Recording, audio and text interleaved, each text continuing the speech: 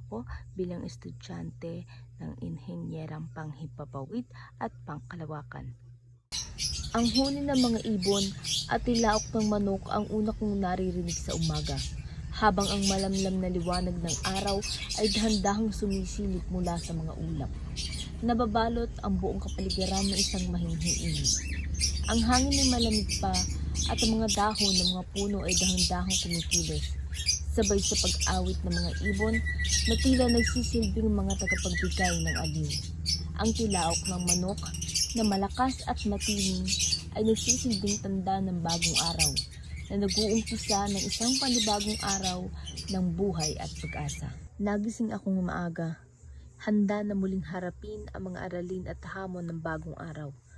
Ang mga sinag ng araw at tunog sa paligid ay nagsisilbing hudyat ng isang panibagong simula. Narito na ako ngayon sa balagtas at malapit na akong makarating sa paaralan. Ang bawat takbang ng aking paglalakbay ay puno ng pagninilay at ang mga tanawin sa paligid ay nagsisilbing paalala ng mga pangarap at susumikap na patuloy kong tinatahak. Habang papalapit ako sa aking destinasyon, ang puso ko ay puno ng pag-asa at sigla, sapagkat alam kong bawat araw na ako'y dumadako sa paaralang ito ay isang hakbang patungo sa mas mataas na kalaman at pag-unlad.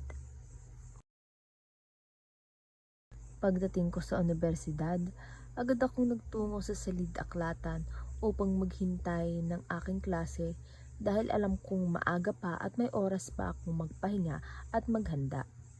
Habang ako'y nag-aantay, naisip kong basahin muli ang mga naunang aralin namin upang balikan ang mga konsepto at mas papalalim ang aking pagkaunawa.